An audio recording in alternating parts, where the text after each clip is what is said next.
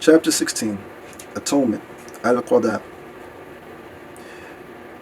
Know, O Muslim, and may Allah grant us and you knowledge of His deen, that it is not obligatory to make up the missed days for Ramadan immediately afterwards. Rather, it is an obligation which may be delayed.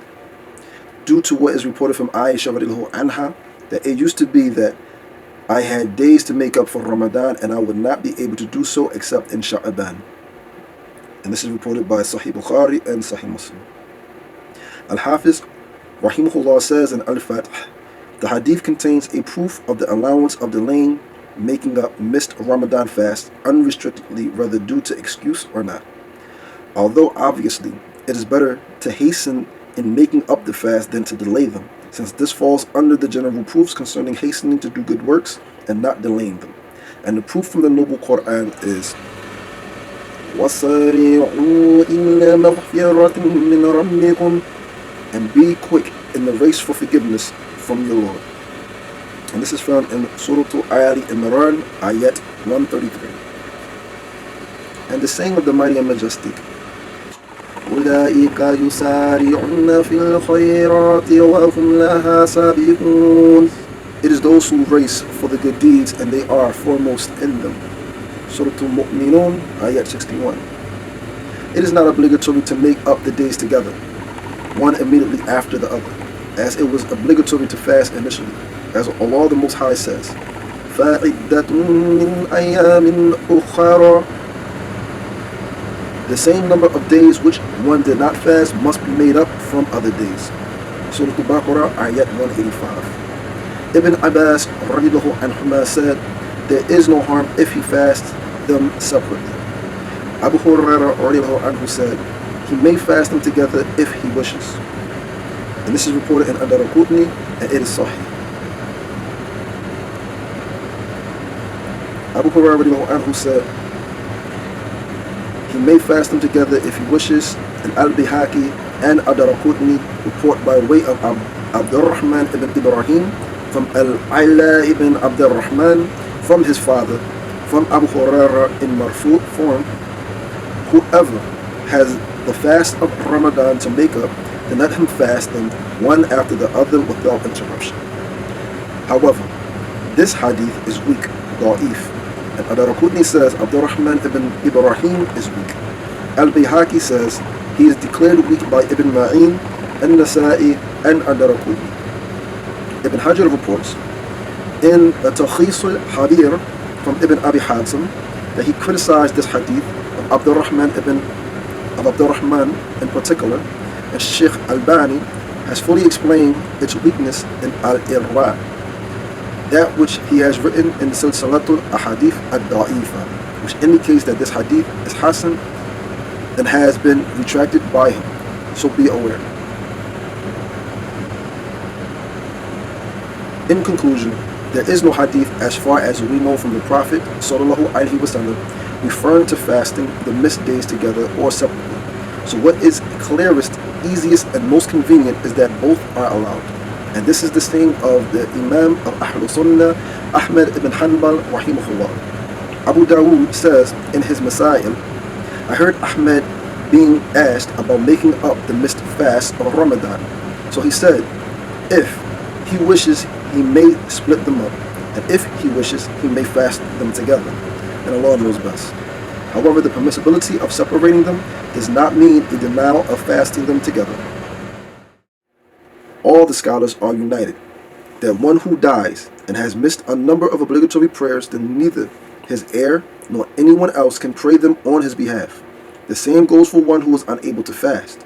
No one can fast on his behalf whilst he is alive. Rather, he should feed a poor person for each day, as Anas radiallahu anhu did in the narration that we have already quoted. However, one who dies and has not fasted a fast which he had vowed, given another to keep, then in this case, his heir should fast it on his behalf, due to his Sallallahu Alaihi Wasallam saying, whoever dies and there is a fast remaining obligatory upon him, then his heir should fast for him. And this is found in Sahih Bukhari and Sahih Muslim, coming from Aisha radiallahu anha.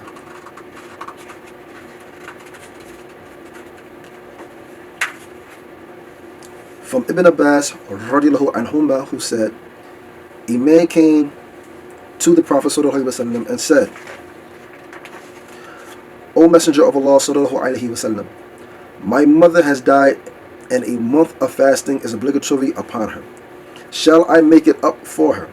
And he said, yes, for the debt to Allah has more right to be settled. And this is found in Sahih Bukhari and Sahih Muslim. These ahadith are general and indicate the prescription of the heirs making up any kind of fast for the deceased.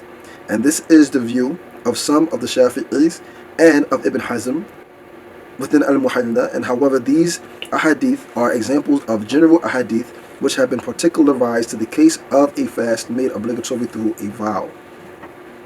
So this is the saying of Imam Ahmad, as occurs in Masail ul-Imam Ahmad of Abu Dawood, who said, I heard Ahmad ibn Hanbal say, one should not fast on behalf of the deceased except what is due because of a vow. And Abu Dawood said, I said to Ahmad, then what about the month of Ramadan? And he said he should give food on his behalf. And this is the opinion that one feels most comfortable and satisfied with due to the evidences, since it means that all the ahadith are acted upon without rejecting any of them, and furthermore correctly understanding them, which is particularly seen regarding the first of them, since Aisha radiallahu anha did not understand it to refer unrestrictedly to include even the fast of Ramadan and other fasts. Rather, she held that in such cases one should feed the poor on their behalf. This is also shown by what is reported from Amara, that her mother died and some days remained obligatory upon her from Ramadan. So she said to Aisha, shall I fast them on her behalf? And she said, no, rather give charity on her behalf and give half a sa'ah for each poor person for each day. As is established that the narrator of hadith knows best its meaning, the scholar of this ummah, Ibn Abbas radiallahu anhuma, is also of this opinion, as is shown by the saying, that if a man becomes ill in Ramadan and dies, having refrained from fasting, then food should be given on his behalf and no making up of the days is due. And if a fast due to a vow was obligatory upon him, then his or her heir should fast on his behalf. And this is reported from Sunan Abu Dawud and also by Ibn Hazm. As is known, Ibn Abbas radiallahu anhuma is the narrator of the second hadith, and particularly since he reports a hadith clearly showing that the heir should fast on behalf of the dead if it is a fast he vowed to make, that the Sa'ad ibn Ubadah radiallahu anhu asked Allah's Messenger sallallahu alaihi wasallam, saying, my mother has died and had vowed to fast. He said, make it up for her. And this is reported in Sahih Bukhari and Sahih Muslim. This distinction between the fast of Ramadan and a fast due to a vow is fully in keeping with the principles of the Sharia, as explained by Ibn al-Qayyim in I'lam al-Muwaqi'in, and he further clarifies the matter in At-Tadhib Abu Dawood. So refer to it, for it is very important. If a person dies and an obligatory fast due to a vow was upon him, then if the same number of people as the days do fast on his behalf, then that is permissible. And Al-Hasan said, if 30 people fast on his behalf, each of them a single day, then it is allowed. And this is reported by Sahih Bukhari and also reported by Ad-Daraqutni. And the heir may gather a number of poor people equal to the number of missed fasts and feed them. And this is permissible, since it was done by Anas bin Malik radiallahu anhu.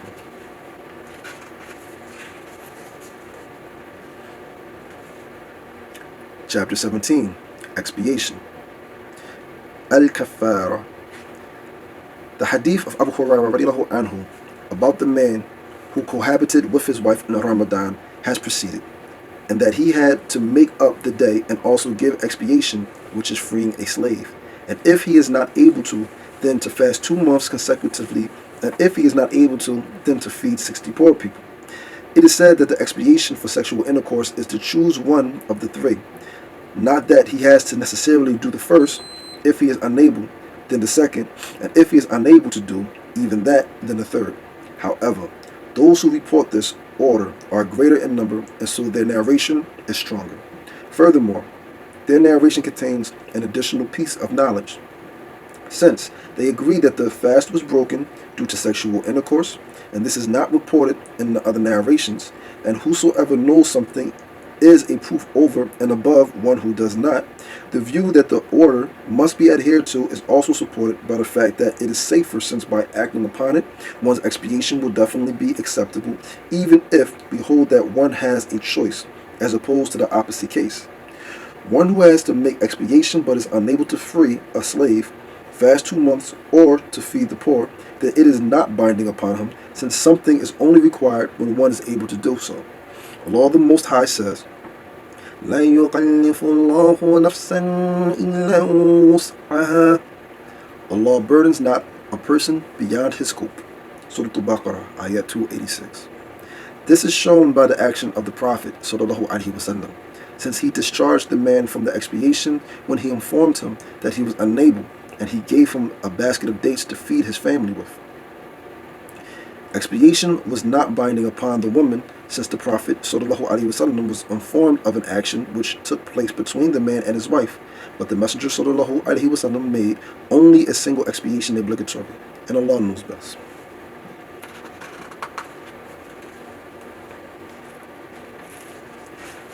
Chapter 18. Recompense. Al-Fidya. 1. The pregnant and breastfeeding woman who fear for themselves or their children should refrain from fasting and instead feed a poor person. For each day, the proof for this is from the Book of Allah.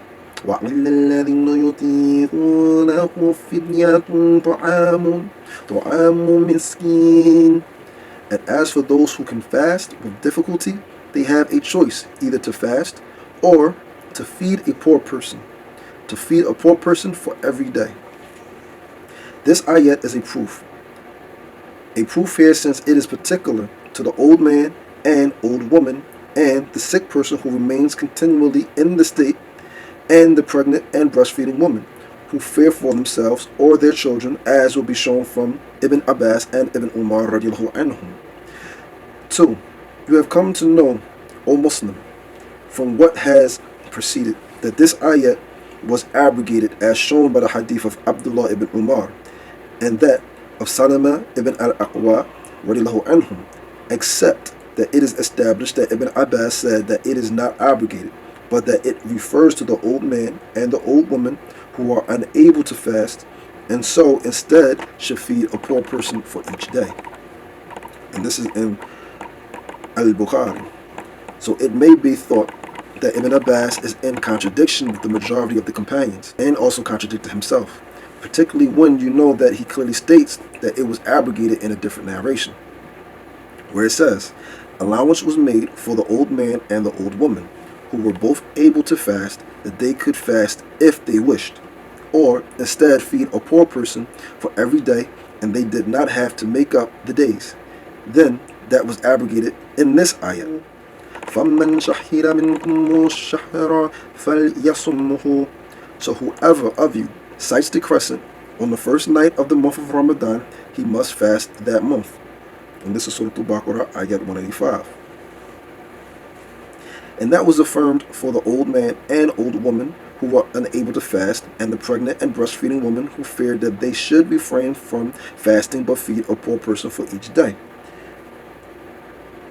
Some people look at the apparent meaning of the previous narration reported by al-Bukhari in the book of Tafsir of his Sahih, which clearly denies abrogation, and they think that the scholar of the Ummah, Ibn Abbas, is contradicting the majority of the companions. When they are struck by the narration clearly stating abrogation, they claim that this is a contradiction. 3. The truth about which there is no doubt is that the ayat is abrogated. It is mansukh. However, abrogated in the sense understood by the early generations. We have to understand that. It is mansukh, abrogated in the sense understood by the early generations. The Salaf al-Salih, the pious predecessors, used abrogation to apply to cases where a general, unrestricted, or apparent meaning was later particularized, restricted, or explained, to the extent that they would either describe exceptions made and conditions and further descriptions as being abrogation, as being naskh, since these involve removal of what is apparent and explanation of what is actually meant. Thus, abrogation in their usage was explanation of what is meant, not by that wording itself, but by a different text. If anyone considers their words, he will find examples of this so plentiful that they cannot be enumerated, and any difficulty passes away which is caused by taking their words and applying modern definitions to them. Meaning that the definition of abrogation is removal of a previous Sharia ruling by a Sharia text that came later, as far as those legally obliged are concerned. 4. What we have stated is supported by the fact that the ayat is general, covering everyone legally obliged. It covers those who are able to fast and those who are unable, and the witness for it is in the Sunnah. Imam Muslim reports from Salama ibn al-Aqwa radiallahu anhu, who said, in Ramadan, in the time of the Messenger of Allah sallallahu alaihi wasallam, it used to be the case that whoever wished fasted and whoever wished refrained, and instead fed a poor person until this ayat was sent down. فَمَنْ شَهِدَ مِنْكُمْ الشَّهْرَ فَلْيَصُمْهُ. So whoever of you sights the crescent on the first night of the month of Ramadan, he must fast that month. Surah Al-Baqarah, ayat 185. Perhaps the problem in understanding the hadith of Ibn Abbas, which clearly states that there was abrogation, is that the allowance used to be for the old man and the old woman who were able to fast. However, the misunderstanding disappears when it becomes clear that this is an example, not that they were the only ones who had the allowance. The proof of this understanding is the hadith itself, since if the allowance was only for the old man and the old woman, then it was abrogated and still remained an allowance for them. Then what is this allowance which has been affirmed and denied if they are the only cases rather than being mentioned as examples? So if this is clear to you, then you will be sure that the meaning of the ayat has been abrogated with regard to those who are able to fast, but not abrogated with regard to those who are unable to fast. The first ruling is established to have been abrogated as shown by the Quran, but the second ruling remains as shown by the Sunnah, but will not be abrogated until the day of resurrection. This is further supported by what Ibn Abbas says in the narration affirming abrogation. It remains for the old man and the old woman who cannot fast, and for the pregnant and breastfeeding woman if they fear they should refrain from fasting and instead feed a poor person for each day. It is made even clearer by the hadith of Mu'adh ibn Jabal radiallahu anhu, who said, as regards to stages of fasting, then Allah's Messenger sallallahu alaihi wasallam came to Al-Madinah and fasted 3 days from every month, and the fast of Ashura. Then Allah obligated fasting and sent down, كُتِبَ عَلَيْكُمُ الصِّيَامُ كَمَّا كُتِبَ عَلَى الَّذِينَ مِنْ قَبْلِكُمْ لَعَلَّكُمْ تَتَّقُونَ. Fasting is prescribed for you as it was prescribed for those before you, that you may become pious, muttaqun, people of taqwa. Then Allah sent down the other ayat, شهر رمضان الذي أنزل فيه القرآن, the month of Ramadan, in which was revealed the Quran. Surah Al-Baqarah, ayat 185. So Allah obligated the fast upon the healthy resident and made allowance for the sick and the traveler. And he obligated feeding a poor person upon the old man unable to fast. So these are the two stages.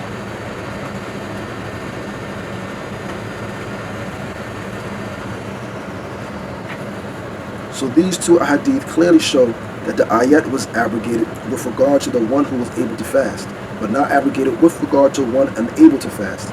In other words, the ayat was made particular. Therefore, Ibn Abbas, in agreement with the other companions, and his hadith is in agreement with that of Abdullah ibn Umar and that of Salama ibn al-Aqwa radiallahu anhu. Likewise, his sayings do not contradict one another, since his saying it was not abrogated is explained by his saying that it was abrogated, meaning the ayat was made particular. Thus, it becomes clear that abrogation in the understanding of the companions is the same as particularization and restriction to the later scholars of the principles of fiqh. and this is something indicated by al-Qurtubi in his tafsir. Perhaps you may think, O Muslim, that what is established from Ibn Abbas and Mu'adh radiallahu anhuma was just their opinion or judgment, and cannot therefore rise to the level of a prophetic hadith which can abrogate the Quran, restrict its unrestricted matters, and explain details. Well, the answer to these doubts is as follows: that these two hadith have the ruling of being marfu', meaning of being traced back to the Prophet sallallahu alaihi wasallam, by agreement of the scholars of the hadith of Allah's Messenger sallallahu alaihi wasallam.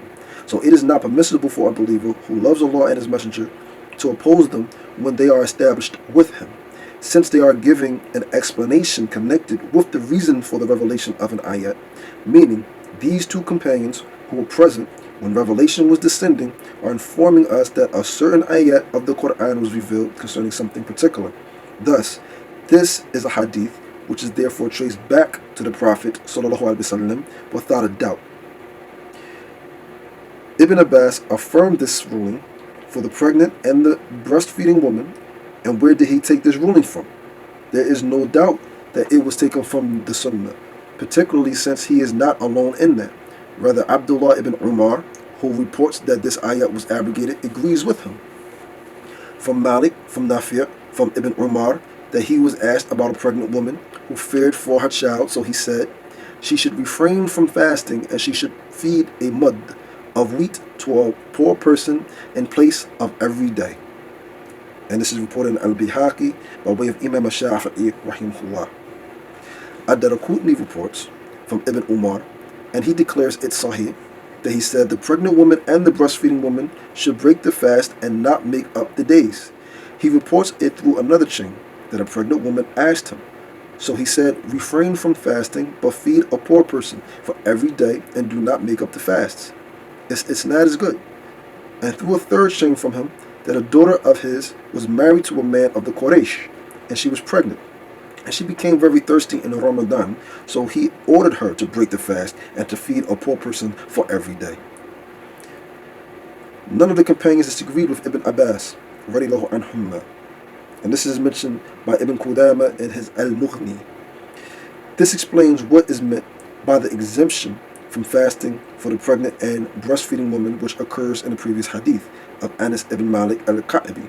It is restricted to refer to one who fears for herself or her child, and that she has to make recompense but not make up the fasts. Ad-Daraqutni reports with an isnad, which he declares sahih, from Ibn Abbas that he saw a slave girl of his, pregnant or breastfeeding, so he said, you are one of those who are unable. Upon you is recompense, and there is no atonement. There is no qada that is due upon you.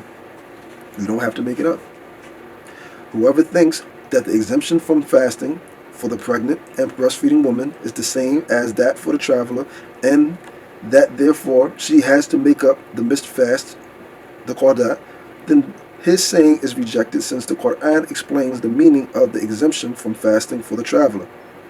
فَمَنْ كَانَ مِنْكُمْ مَرِيضًا أَوْ عَلَى سَفَرٍ فَعِدَّةٌ مِنْ أَيَّامٍ أُخَرَى. If any of you is ill or on a journey, the same number should be made up from the other days. Surah Al-Baqarah, ayat 184. Likewise, he explained what is meant by the exemption from fasting for the one who is unable. وَعَلَى الَّذِينَ يُطِيقُونَهُ فِدْيَةٌ طَعَامُ مِسْكِينٍ.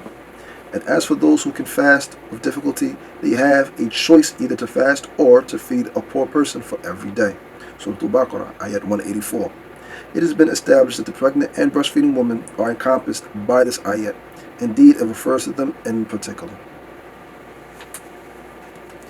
Chapter 19, Laylatul Qadr, the Night of Decree. Its excellence is great, since in this time the noble Quran was sent down, which leads one who clings to it to the path of honor and nobility, and raises him to the summit of distinction and everlasting life. The Muslims who adhere strictly to the Sunnah of Allah's Messenger ﷺ do not raise flags on this night, nor suspend colorful decorations. Rather, they vie in standing during Laylatul Qadr in prayer, out of sense faith and hoping for reward.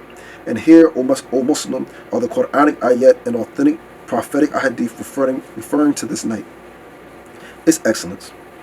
As regards its excellence, it is more than sufficient to mention that Laylatul Qadr is better than 1,000 months. He, the mighty and majestic, says, إِنَّا أَنزَلْنَاهُ فِي لَيْلَةِ الْقَدْرِ وَمَا أَدْرَاكَ مَا لَيْلَةُ الْقَدْرِ لَيْلَةُ الْقَدْرِ خَيْرٌ مِّنْ أَلْفِ شَهْرٍ تنزل ملائكة وروح فيها بإذنه ربهم من كل أمر سلام هي حتى مطلع الفجر, was translated to mean, verily, we have sent this Quran, down in the night of decree, Laylatul Qadr. And what will make you know what Laylatul Qadr is? Laylatul Qadr, the night of decree, is better than 1,000 months. Therein descend the angels and the Ruh, the angel Jibril alayhi salam, by Allah's permission with all decrees. Peace until the appearance of dawn. Surah Al-Qadr, ayat 1 through 5. And in every decreed matter for the year is conveyed, He, the Most High, says, إِنَّا أَنزَلْنَاهُ فِي لَيْلَةٍ مُبَارَكَةٍ إِنَّا كُنَّا مُنذِرِينَ فيها يفرق كل أمر حكيم أمرا من عندنا إنا كنا مرسلين رحمة من ربك إنه هو سميع العليم. What is translated to mean? We sent this Quran down in the blessed night. Verily we are ever warning mankind of our torment. Therein that night is decreed every matter of ordainment. Amran, meaning the command in this Quran and this decree of every matter from us. Verily we are ever sending the message as a mercy from your Lord. Verily He is the all-hearer, the all-knower. And this is Surah Al-Dukhan, ayat 3 through 6. When is it? It is reported from the Prophet sallallahu alaihi wasallam that it is within the 21st, 23rd, 25th, 27th, 29th, or the last night of Ramadan. And there are many differing statements about it. Imam al-Iraqi has written a treatise on this entitled Shahrul Sadr fi Dhikr Laylatul Qadr, in which he gathers the sayings of the scholars. Imam al-Shafi'i rahimahullah said, to me it is as the Prophet sallallahu alaihi wasallam used to answer, according to the question that's posed. It will be said to him, shall I seek it in such and such night? So he will reply, seek it in such and such night, and Allah knows best. And this is reported from al-Baghawi and Sharh Sunnah. The most correct saying is that it occurs in the odd nights of the last 10 nights of Ramadan. And this is shown by the hadith of Aisha radiallahu anha, who said, Allah's Messenger sallallahu alaihi wasallam used to practice i'tikaf in the last 10 nights and say, seek out Laylatul Qadr in the odd nights of the last 10 of Ramadan. This is found in Sahih Bukhari and Sahih Muslim. However, if the servant is too weak or unable, then he should at least not let the last 7 pass him by, due to what is reported from Ibn Umar, who said, Allah's Messenger sallallahu alaihi wasallam said, seek it in the last 10, and if one of you is too weak or unable, then let him not allow that to make him miss the final 7. And this is found in Sahih Bukhari and Sahih Muslim. This explains his sallallahu alaihi wasallam saying, where he said, I see that your dreams are in agreement, that it is in the last 7. So he who wishes to seek it out, then let him seek it in the last 7. It is known from the Sunnah that knowledge of the exact night upon which Laylatul Qadr falls was taken up because the people argued. Ubadah ibn Samit radiallahu anhu said, the Prophet sallallahu alaihi wasallam came out intending to tell us about Laylatul Qadr. However, 2 men were arguing, and he said, I came out to inform you about Laylatul Qadr, but so-and-so and so-and-so were arguing. So it was raised up, and perhaps that is better for you. So seek it on the 29th and the 27th and the 25th, etc. And this is found in Sahih Bukhari and Sahih Muslim. Some of the hadith indicates that Laylatul Qadr is in the last 10 nights, while others indicate that it is in the odd nights of the last 10. So the first are general and the second more particular. and the particular has to be given priority over the general. Other hadith state that it is in the last 7, and these are restricted by mention of one who is too weak or unable. So there is no confusion. All the hadith agree and are not contradictory. In conclusion, the Muslim should seek out Laylatul Qadr in the odd nights of the last 10, the night of the 21st, the night of the 23rd, the 25th, the 27th, and the 29th. And the reader must remember that the night precedes the day, so the 21st night is the night before the 21st day. And if he is too weak or unable to seek it out in all the odd nights, then let him seek it out in the odd nights of the last 7, the night of the 25th, the 27th, the 29th, and Allah knows best. How should a Muslim seek Laylatul Qadr? One who misses this blessed night, then he has missed much good, for no one misses it except one from whom it is withheld. Therefore, it is recommended that the Muslim who is eager to be obedient to Allah should stand in prayer during this night out of Iman, true faith, and hoping for the great reward, since if he does this, Allah will forgive his previous sins. He, sallallahu alaihi wasallam, said, whoever stands in prayer in Laylatul Qadr out of true faith, Iman, and seeking reward, then his previous sins are forgiven. And this is found in Sahih Bukhari and Sahih Muslim from Abu Hurairah radiallahu anhu. It is recommended to supplicate a great deal in it, and it is reported from Aisha radiallahu anha that she said, O Messenger of Allah, what if I knew which night Laylatul Qadr was? Then what should I say in it? He said, Qul, say, Allahumma innaka afuwan tuhibbul afuwa wa'afu ani. O Allah, you are the one who pardons greatly and loves to pardon, so pardon me. And this is reported in Sahih Bukhari and Sahih Muslim. From Aisha radiallahu anha, Allah's Messenger sallallahu alaihi wasallam used to exert himself in the last 10 nights more than he would at other times. And this is found in Sahih Muslim. Its signs, Allah's Messenger sallallahu alaihi wasallam described the morning after Laylatul Qadr so that the Muslim may know which day it is. From Ubay radiallahu anhu, who said that he sallallahu alaihi wasallam said, when the morning following Laylatul Qadr, the sun rises not having any rays, as if it were a brass dish until it rises up. And this is reported in Sahih Muslim, Sunan Abu Dawud, Ibn Majah, and At-Tirmidhi. From Abu Hurairah radiallahu anhu, he said, we were discussing Laylatul Qadr in the presence of Allah's Messenger sallallahu alaihi wasallam. So he said, which of you remembers the night when the moon arose and was like half a plate?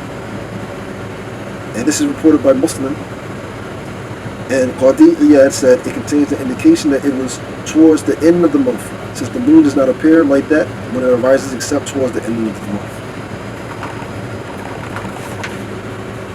And from Ibn Abbas radiallahu anhuma, who said, Allah's Messenger sallallahu alaihi wasallam said, Laylatul Qadr is calm and pleasant, neither hot nor cold.